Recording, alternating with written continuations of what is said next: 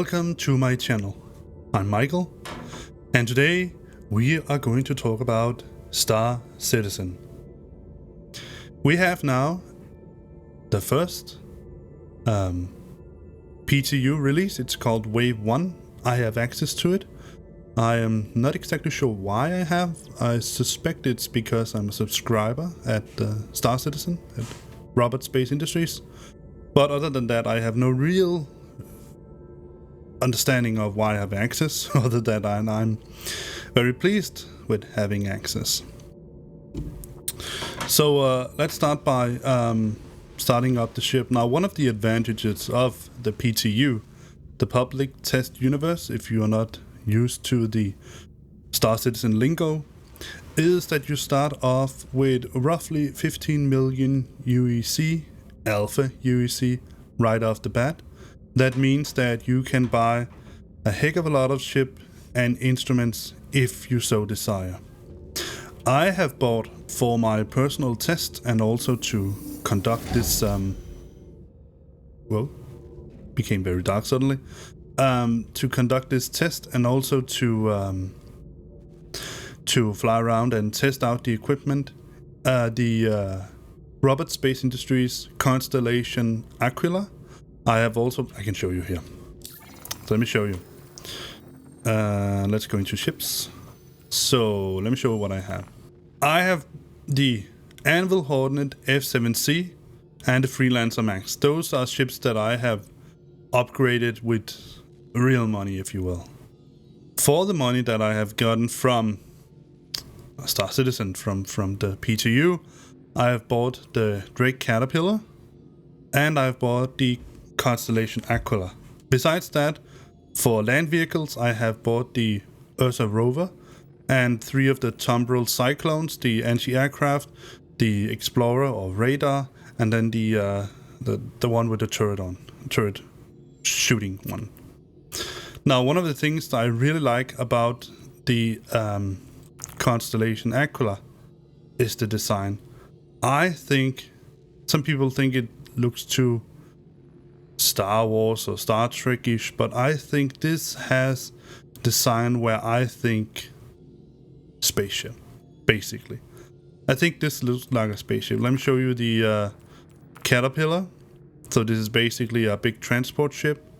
Now, I'm going to show you the interior of the Caterpillar at one point, because I think the Caterpillar has an interior that, for me personally, makes me think a working place. This really looks like a working place. But all that in due time. Let's get this ship started, and then I'll show you what the plan is for today.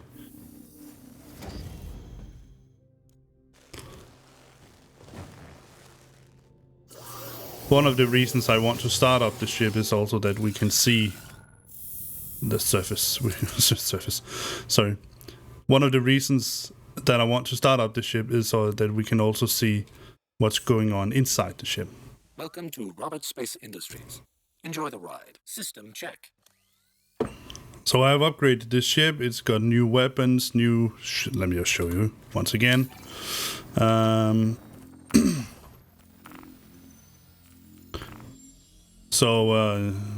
have upgraded the missiles to the Dominator type propulsion. I've put in the crossfield systems, 2 snowpack coolers, 2 quadracell MT power plants, and 2 FR-76 shield generators. For the weapons, well, I've put in the CF447 Rhino laser repeater. Instead, I think it's a laser cannon that's on. So it's has a more, let me just show you the rate of fire. It's pretty high. Like that. The other, it goes like choo, choo, choo, choo. It's okay, but definitely more firepower.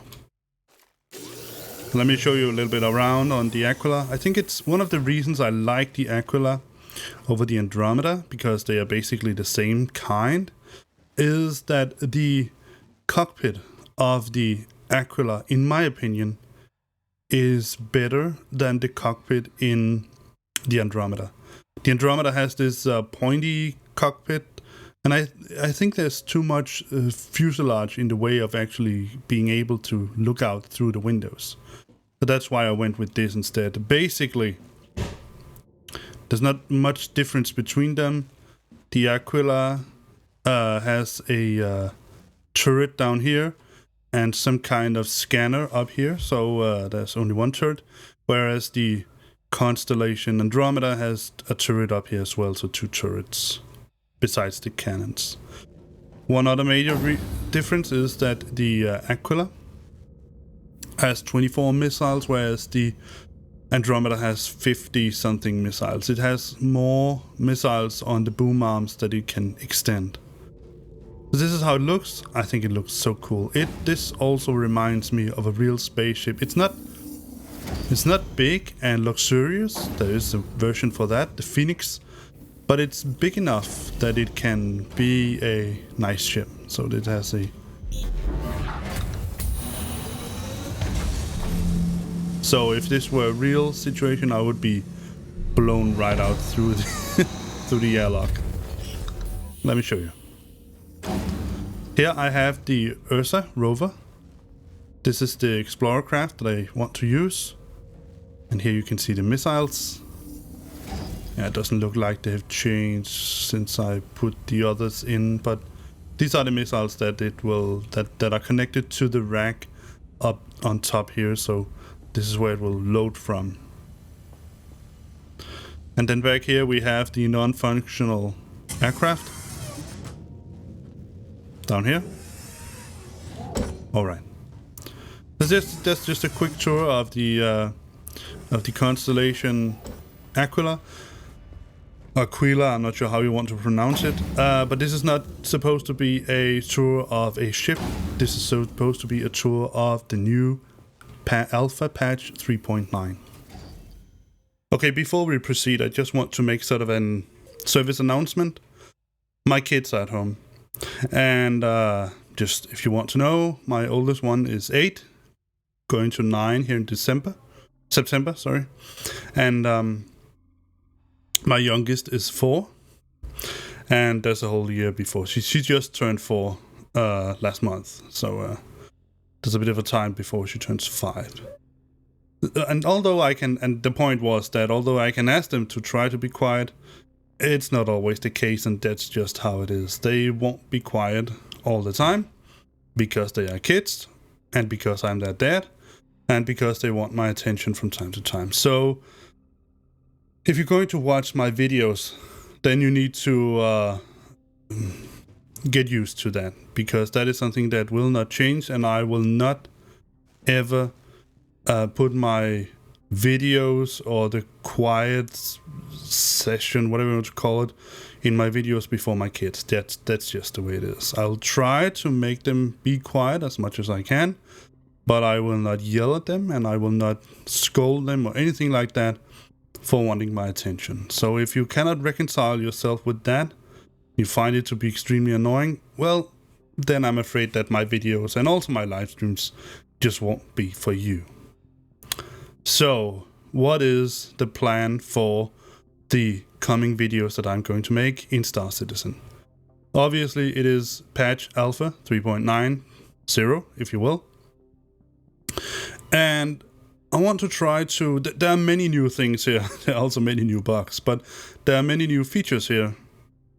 Although bugs are also features. Never mind. But I will try to focus on 3 of the major things, the major features that I think has come into Star Citizen 3.9. The first being the new interaction system, the player status system that we have. Now you can't just wander around endlessly in space, on planets, or fly around in space endlessly. You need to consider what you do. So that's one of the first things I want to introduce. The next, of course, is the interior of New Babbage and the 3 new moons around Microtech. And I can't even remember their names. Let me just look it up right now. Let's take a look. So we have Calliope, Clio, and Utop, or Utopi. Not entirely sure how to pronounce that. One of the things I've noticed, and those of you who have followed my channel, and you can perhaps tell me whether I'm right or wrong here, but it seems to me that from 3.8.2 to 3.9, they either moved the asteroid belt here, or they moved Microtech further out. Now, I'm not entirely sure, but let me just take a quick peek here. 15, yeah, I think they have moved Microtech, perhaps. I'm not sure. I think it was 50. Let me see, what's the distance to Delmar? I think it was not 59, almost 60 million kilometers. I think it was lower. So I think they have moved Microtech a bit out. So that's besides the point. So I think while we are in here in this lovely ship, I will show you the new way we can interact in Star Citizen. And I must say, for the most part, I think it's cool. There is particularly one thing I really love. So let me show you. The way you call up the new inner thought, I think it's called inner thought system, is that you hold down F and then you press the right mouse button. Then you get this little wheel here, and you can also get the status of my character. So as you can see, I have 100% thirst and 100% hunger, which you need to reverse those numbers.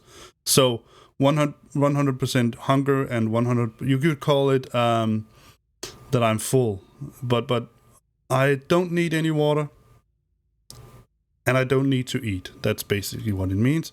We still have the heart monitor here, so show that I have a steady pulse of 60 beats per minute. That's pretty okay. That's a relatively fit person. You can see myself, my little icon here. This icon here will change if I break a leg or anything like that. Then we have the surrounding temperature here.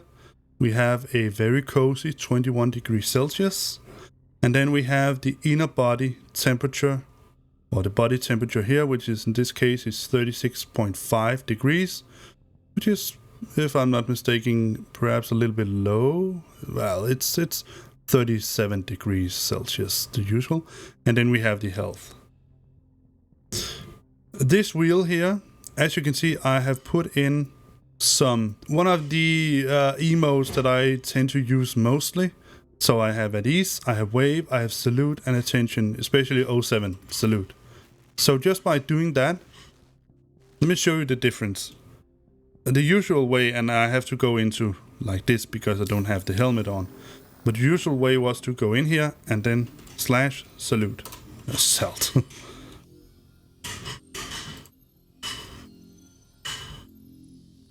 Salute. And then I will salute. Compared to this. Pretty easy, right? More easy. More easy, actually. But other than that, we have personal inventory. I don't have anything in my personal inventory right now, but that's if you have bottles or if you have anything in here. This is not very different from the one we had before, but it's now interconnected like this. Then we have actions. So we have player actions. We can force respawn, suicide. We can go prone, and we can do emotes, and we have all the emotes here. So if you want to do emotes, there are 5 pages of them.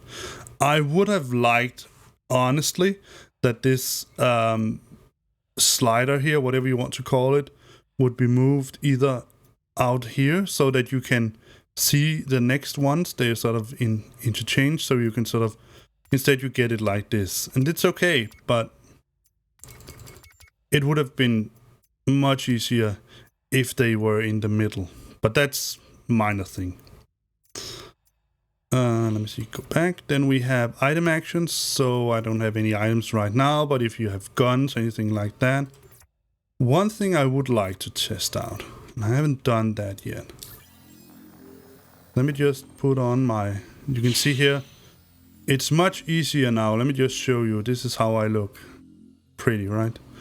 So let me put on the, this is the one I usually have, my white. armor. And there we go. It always, that's one of the things that doesn't change when we do this. Let me see. Now I have the armor on. I can put in a weapon. So let me just put in the lumen and the, let me see, sidearm. Let's put in the Coda Ballistic. Save that. We don't need that much. Alright, so one of the things we can do now is we can go into actions. Item action. Helmet. And now we have helmet on. I've made a hotkey so I can press Shift H. So now it's taking the helmet off again. But you can also see if we go in here, it is actually right here, helmet equip. Let's go to actions, weapon selection. So now you can see I have unarmed combat, it's 0. Coda Ballistic Pistol, that's 1. And Lumen 5 SMG submachine gun is 2. So these are the hotkeys that is currently assigned to them. As you can see here, if I go back to, let me see, back. Helmet equip, left shift H. So I press left shift H and then I will equip or de-equip my helmet. So this is one of the things, these things here, that you need to test out in reality. You need to test them out in live action. You can't just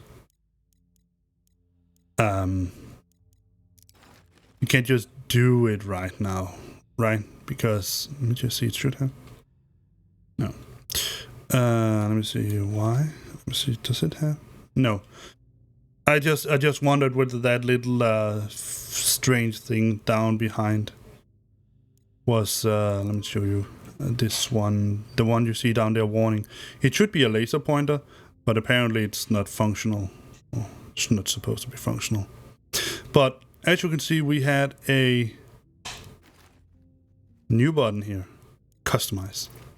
So basically, as you can see here, it gives us different options. So for instance here, we can put in the tacit suppressor.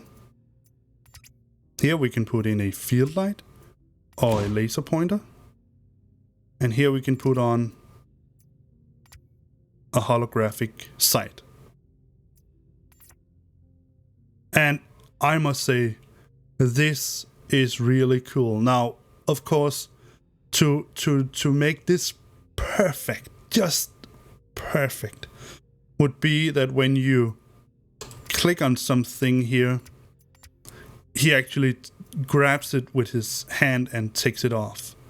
But honestly, I think this is a minor thing because, well, this is much easier, much easier. Now you can see I have a fully customized weapon. I can relatively quickly strip it down. Let me just take all the things off again. There we go. And now it's back to standard. Pretty cool stuff. Let me just show you the same with the SMG.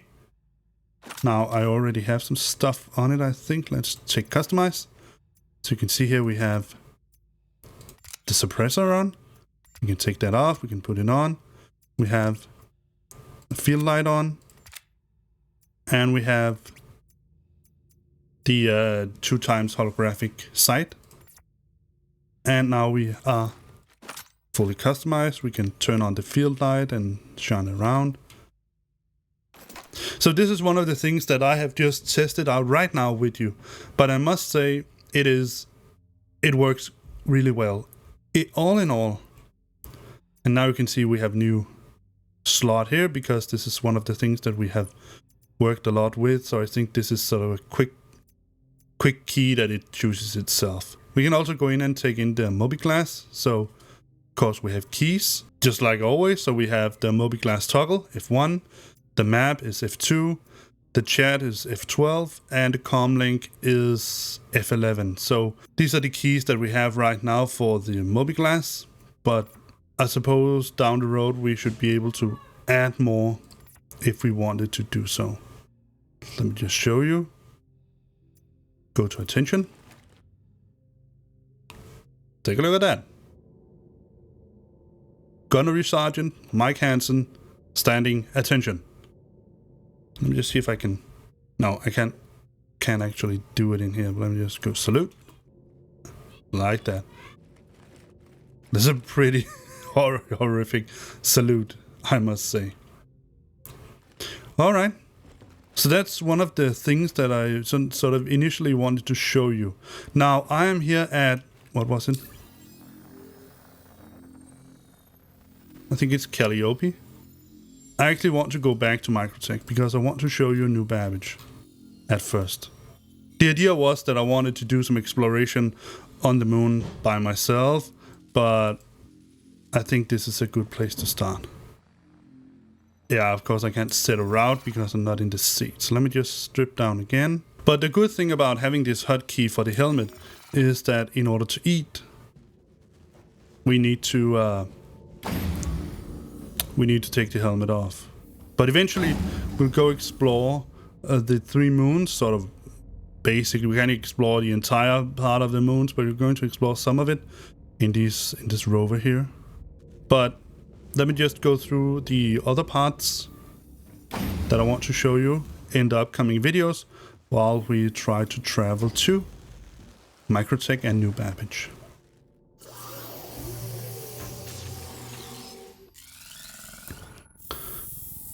So in this first video, I've taken a sort of a relatively short trip with you now regarding the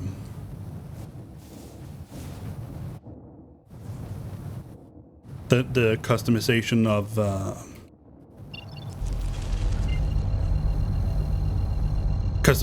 weapons and such.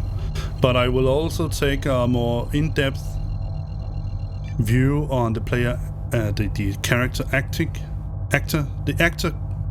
actor status system. That's the name, the character status system. Basically, now you have to be aware of your hunger, your thirst, and the temperatures that you're in, so you can actually die from either hypothermia or hypothermia.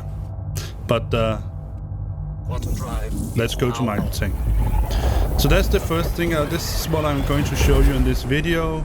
And because showing you that you can die from cold is pretty easy on Microtech, we have to go to another moon, one of the warmer moons, in order to show you that you can also die from hypothermia. And then while we are trying that, so in this video I'm going to show you that with hypothermia. Then I'm also going to show you a New Babbage, because New Babbage is definitely, if you ask me, the star of Star Citizen right now. It is one of the coolest places, and if you don't trust me, take my word for it. When you see New Babbage from the inside, you'll completely agree. But the first thing we're going to do is to land near New Babbage and go outside, and then I'll show you that you can actually die. You'll pretty soon get an indication that you're in a cold environment. You'll see that the gauge for the outside temperature will go down, and then at some point your body temperature will drop as well. And if you go too low, you'll begin to suffer severe consequences.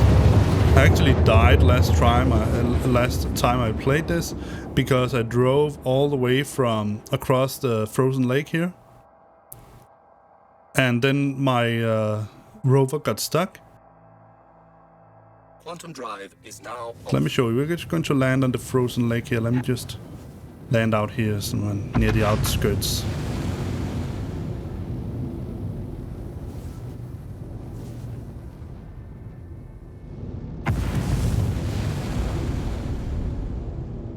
All right, I'll meet you at the surface. No, actually, I just wanted to show you, while we descend through the atmosphere, I want you to try to notice that the ship will actually get bounced around by turbulence right now. So the air will have a much higher impact on your ability to fly the ship around than you usually had. And that is something completely new. Very new. It's not possible that you will see it this much right now, because it can be that there isn't that much wind right now. But I'm not sure if we see the ship outside. No. It doesn't really show. Alright. Let me see if I can take you in for a nice, quiet, soft landing. Gear deployed. Let me try to get my nose to point where we want to land the ship. I think it's over here, on that side of the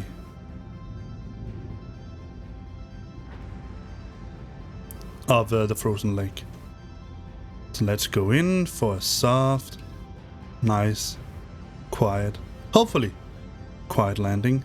And let me show you how the new character, the new actor status system works. Collision alert. Starboard. Landing complete. And we have landed. Alright. So at first I'm going to go out fully dressed. And let me show you that it definitely makes a difference. So all the suits now, there are two suits, and I can't remember their name. One is called a Novikov, not sure what the other was called. They are basically to keep you either from dying of hypothermia or hypothermia. So basically keeps you warm where it's very cold, or keeps you cold where it's very warm. But all the suits that you have in this game designed to keep you in a certain environment. So they are all environmental suits, but obviously they are not designed to keep the environment in extreme situations. They're basically just designed to keep you alive in space. And you might think, well, Michael, space, that's the absolute zero. That's minus 273.5 degrees, sorry, not degrees. Degrees Celsius. That's extremely cold. Well, that's true.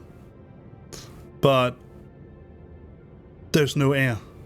So there's no removal of body heat from convection. And that is, if you think of it, right, we have ghosts here. Let's go outside. Let me just get dressed and then I'll tell you about it while we do that. So, the thing is that you have probably all heard about what is called the Windchill Factor. Now I should put on my helmet. Yes, that was. So the Windchill Factor is, let me just show you. Let's go outside.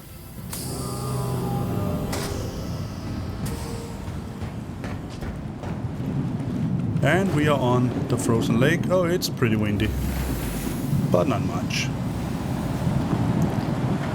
So one of the things you can notice right now, if I go into the wind, I walk slowly. Even if I try to run, I don't run fast. Yeah, I suppose if I go this way, I can go faster. But that's one thing they have changed. Let me just show you. Look at this. Minus 86 degrees. It's pretty cold out here. Can't take off my weapon, but...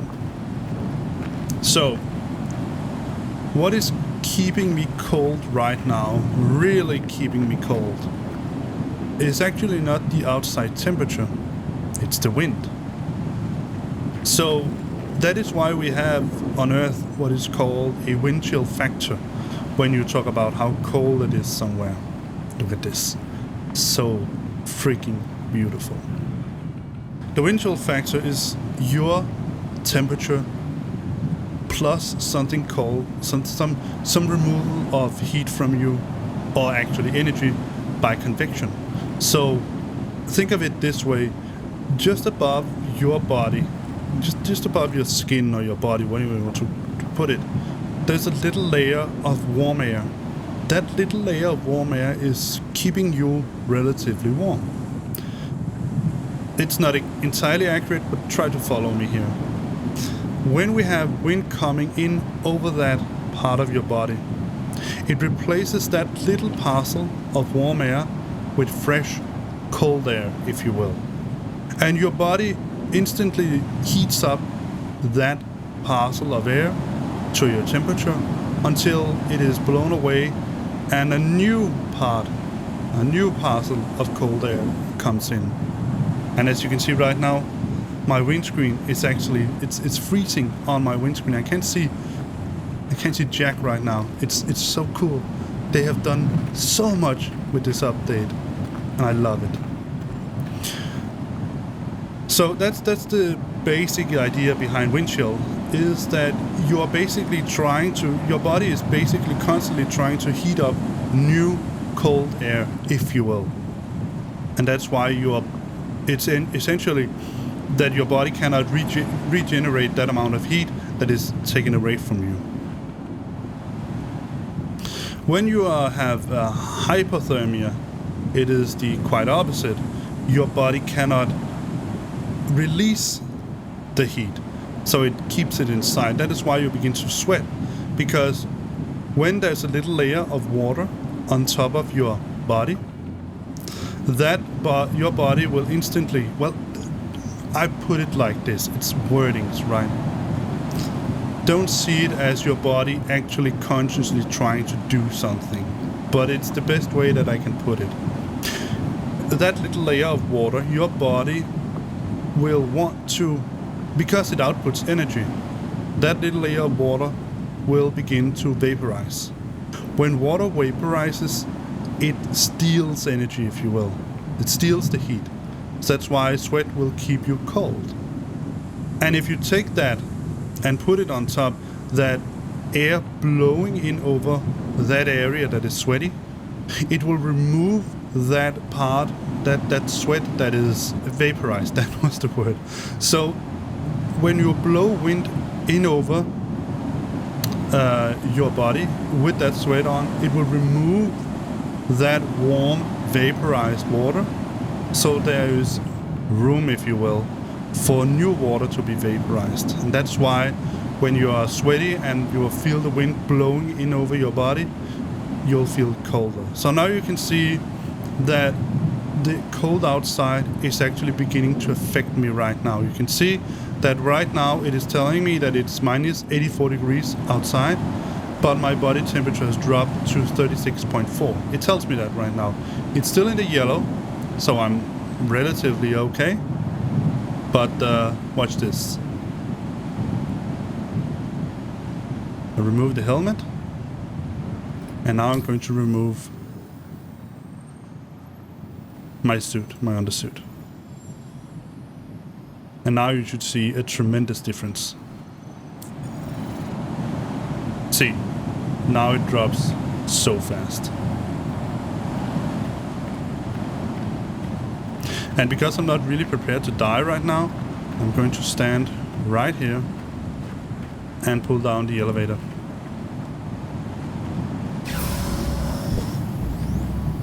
But I want to try to get it into the red.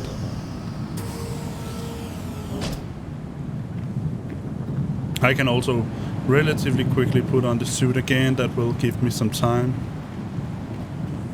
But as you can see, it tells me that I can survive for 5 minutes out here.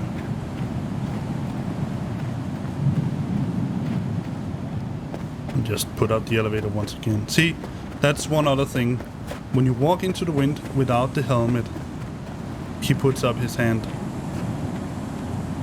to sort of shelter out his to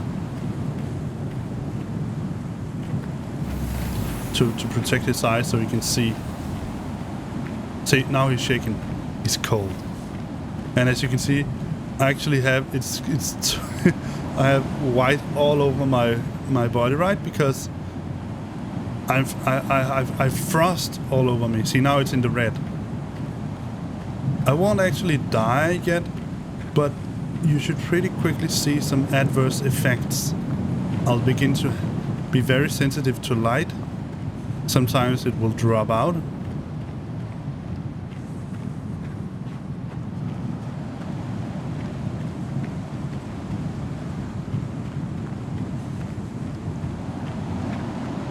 So let's just walk a little bit around the ship. Let me just...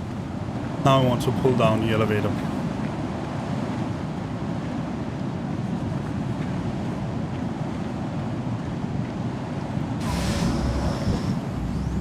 I'm doing this for science and for you. So you can see that what CIG has done right here, in my opinion, it is brilliant. And if you put up the mobiGlas also, see, it's shaking. It's so cool. They have thought about everything here. Usually when you put out a menu like that, it won't shake because it's not... you can see now, listen to the way I hear. It's more muffled. Can you hear it? And as you can see, my vision is beginning to get a little bit more blurred. I can't see as clear as I did before.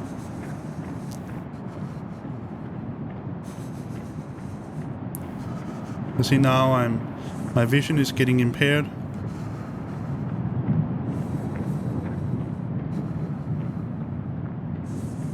And I can't really hear as much as I did before. So this is one of the really cool effects that they have put in. As you can see, as the temperature drops right now, my vision is getting more and more impaired. Everything that is bright is completely bright. I can't really distinguish light from black. So contrast is a problem. So you can see my ship is completely blurred right now. We're down to 29.5. Now you can hear I'm beginning to sound I am not having a good time right now. So I want to go up. I want to get warm.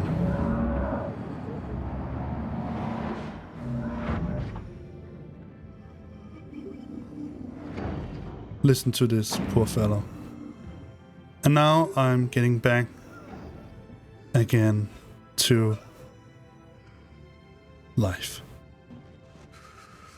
Still cold. See? Still have some stuff on me and cold on me.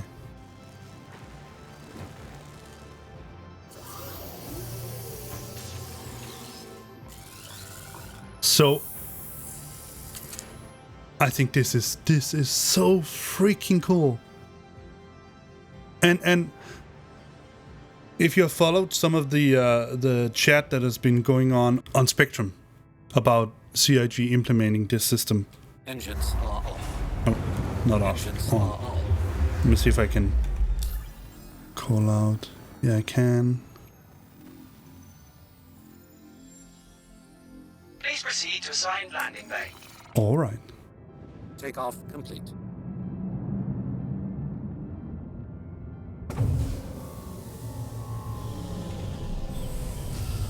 Landing gear raised. It's over here somewhere.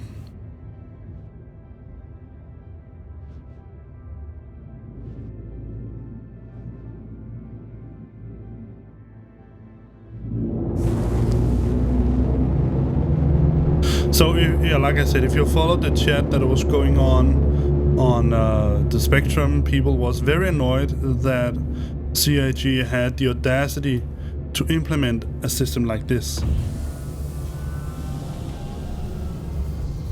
Because, like they said, Star Citizen is not supposed to be a survival game. It's supposed to be a space exploration game. And while that may be true, and that is certainly true, I don't see Star Citizen as a hardcore survival game. It definitely is not. But it is I think that Chris Roberts' exact wording was a spaceman simulator. So basically it simulates how you would want to be as a spaceman. And I would say that within the confines of that particularly idea, it goes without saying that adapting to extreme environments in space that is outside in space itself, but in cold and warm and heat environments, all that, it is a part of that. And of course, if you're a spaceman, you would want to eat and drink as well. How can anyone disagree on that? So I will land the ship in... No, I want you to see me land. This is probably going to be a relatively long episode. Sorry about that. Can't be helped. Just the way it is. There's a lot to explore. But while we do that... There it is. While we approach New Babbage Space Station, Interstellar Space Station, or whatever they called it, Spaceport. The other two major differences in Star Citizen. Well, the first thing is what we're going to take a look at now. It's New Babbage. And the other is undoubtedly the prison system. Now, the thing about the prison system, I want to check it out. So I need to find a way to get a crime stat and get shot to death. But the only issue with the crime system, or getting a crime stat and getting into prison, is that it is basically a one-way trip. Once you're in, you can't really get out. Not without doing a character reset. That's the point of the prison system, definitely. Collision alert. Rear. See if I can do a good landing. I couldn't. Collision alert. Front. I'm used to using my joypad. Low. But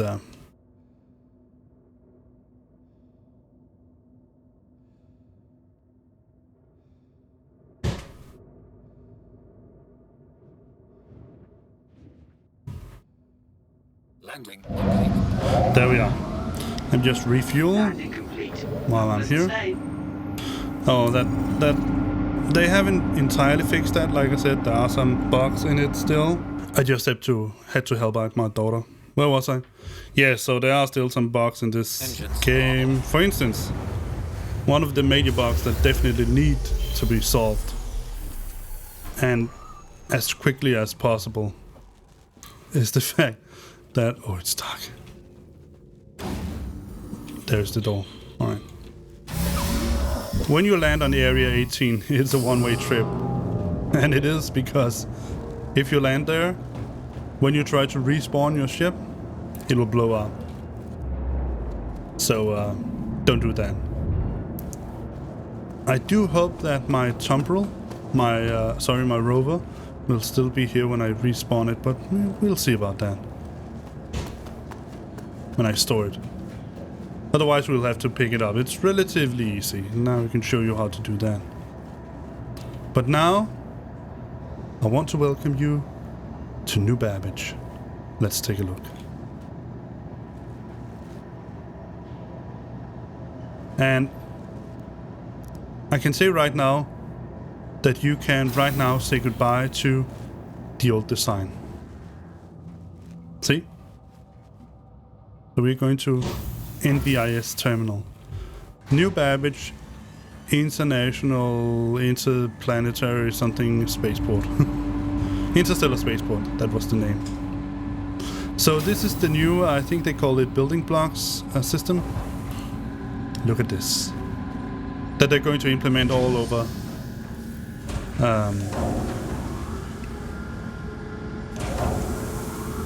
all over Star Citizen. This is basically going to be the thing that we get from now on. There's one coming. So let me just show you one thing now that we are here. One thing they have implemented that works over most of the stations, and of course it doesn't work right now, but instead of having a claim button here, you have a store button.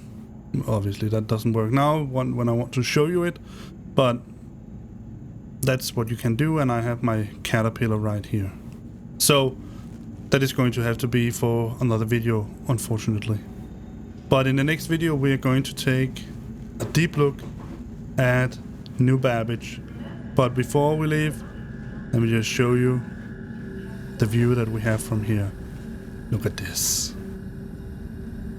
This is so freaking beautiful. I mean, look at this. It is incredible. This is a game. This is a video game. This is not a movie. It's not a theater. It's a game. And it looks so cool. Alright.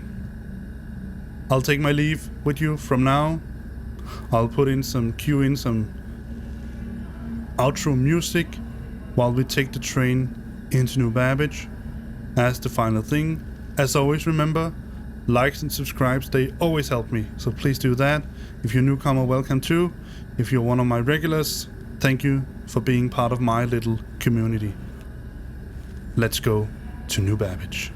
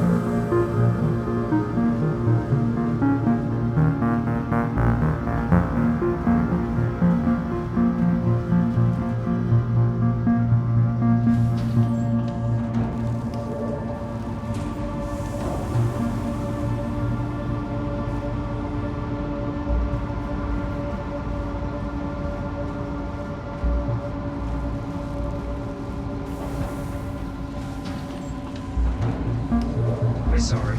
You've exceeded the allotted time by far. We will have to return your ship to storage. Initiating ship storage procedure. For your safety, please vacate the area. Thank you for your cooperation.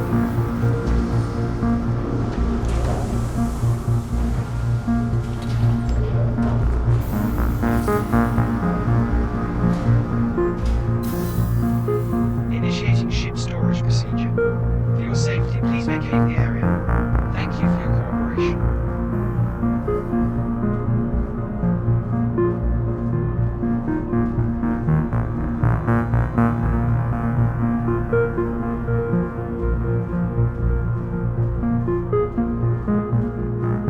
Capsule now approaching station. Stand clear of disembarking passengers.